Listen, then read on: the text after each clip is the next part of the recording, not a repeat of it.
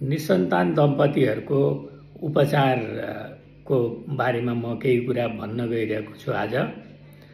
करिब 15% दम्पतिले चाहिँ चाहेको बेला बच्चा बसाल्न सक्नुहुन्न, गर्भवती हुन सक्नुहुन्न। त्यो समस्याको उपचार भनेको चाहिँ हामी 4वटा काम गर्नुपर्छ जाँचका लागि। एउटा कुरा श्रीमानको शुक्रकीट ठिक छ कि छैन हेर्नुपर्छ। दोस्रो कुरा पाठेघर ठिक छ कि छैन भनेर ट्रान्सभेजाइनल एब्डोमिनल स्क्यान गरेर हेर्न सकिन्छ। डिम्ब बन्छ कि बन्दैन भनेर चाहिँ हिस्ट्री प्लस टिबिएस स्क्यान गरेर फोलिकल म्याच्योर भए नभएको हेर्न सकिन्छ। चौथो कुरा भनेको नली खुला छ कि छैन भनेर सलाइन इन्फ्युजन सोनोग्राफी वा हिस्टेरोसाल्पिङ्गोग्राफी गर्न सकिन्छ। र उपचार गर्ने भनेको यदि पाठेघरमा समस्या छ भने हिस्टेरोस्कोपी गर्ने र पोलिपहरू छ, कुनै एडेजन छ, साइनेकिया छ भने त्यसको उपचार गर्ने।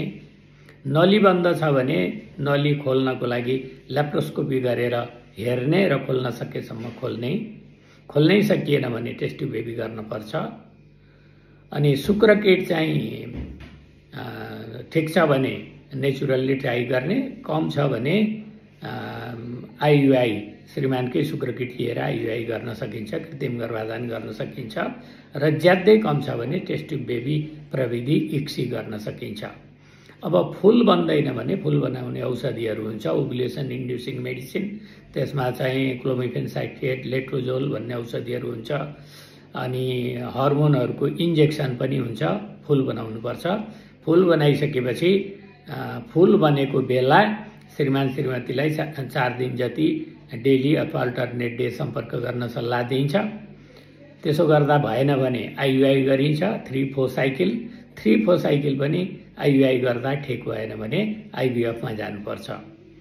र निसन्तान दम्पतिको उपचार चाहिँ नेपालमा उपलब्ध छ। यो सजिलैसँग गर्न सकिन्छ। जति उपचार गर्दा पनि केही प्रतिशत दम्पतिले चाहिँ बच्चा पाउन सक्दैनन्। त्यस्तोको लागि चाहिँ अरू इन्भेस्टिगेसनहरू, अरू माइनर इन्भेस्टिगेसनहरू गर्नुपर्ने हुन्छ। र यसरी चाहिँ सन्तान सुख प्राप्त गर्न सकिन्छ भनेर यहाँहरूसँग म सेयर गर्न चाहन्छु। धन्यवाद।